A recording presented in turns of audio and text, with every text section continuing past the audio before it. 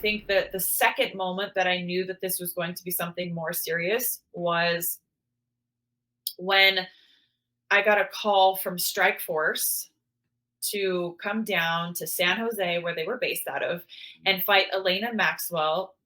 Her nickname was Beef, Elena Beef Maxwell. But so I fight at 135 pounds, bantamweight. She fought at 145 pounds. So the call was to fight her up a weight class, and she's a two-time K1 kickboxing world champion. I'm just, some wrestler out of Washington who's a bit smaller that probably should be easy pickings for the hometown girl, right? Mm-hmm. So I go down there and I win this fight. Wow. And they then offered me a multi-fight contract. And that was the turning point of my career when I said, oh my gosh, I'm actually guaranteed 3 fights a year. And if I keep winning, I make more money. Mm-hmm. And mind you, when I say more, this was like pennies on the dollar. I think that my fight with Elena Maxwell was like $1,500 to show and $1,500 to win.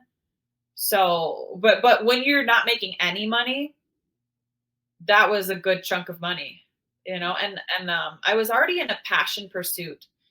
At that point, I had given up the luxuries of life. I didn't have an apartment. I went in on a 22-foot RV with 2 other fighters, and we bought this, put it on Dennis Hallman's property, and lived there for a year and a half, 2 years.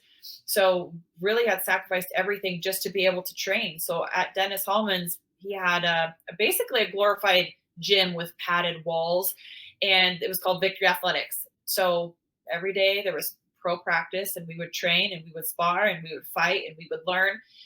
And when I got that contract that said, hey, you'll be able to fight guaranteed 3 times a year, I said, man, like, this is the dream. Like, I didn't know what I was working for exactly because there wasn't a clear path for women. Remember, women were not fighting in the UFC. Strikeforce was a huge deal because it was actually televised. It was the Challenger series. I'm trying to remember what it was on. It was HD Net at first, and then I think it moved up to a little bit more of a visible channel. And then Gina Carano, shortly after that, ended up fighting Cyborg, which was the biggest selling event in Strikeforce history at that point. So it outdid all of the fighters previously, which were all male, and it opened the door.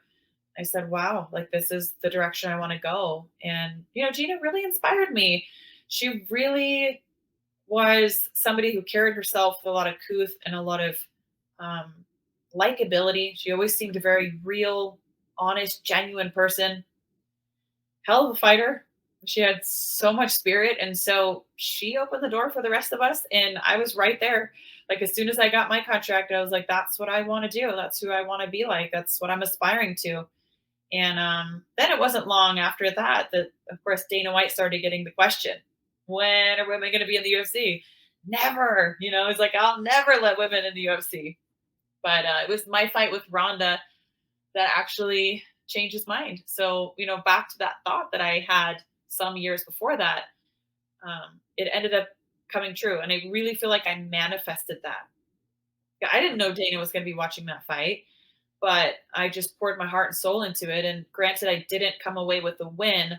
It was a win for women in the sport of MMA. Even though it was a loss on my shoulders, I still was able to deliver in a powerful way and had this rivalry with Ronda and give her a good run for her money where, to show that there was competitiveness, there was skill, there was heart, there was determination. There was everything that you would want out of a fight. Even me refusing to tap and letting my arm just completely be annihilated, dislocated. I just refused. She got me in an arm bar and she snapped it and I wouldn't tap. So, people were like, oh my God, like, how is she so tough? Like, how are women so tough? Like, they had no idea that we had this in us, I think. And so it was pretty big news at the time. And when Dana saw it, I don't know, like, I think it was within a week, he called me, gave me a big bonus and said, women are coming to the UFC. And I said, holy shit. Because he wasn't my boss at that time. Right.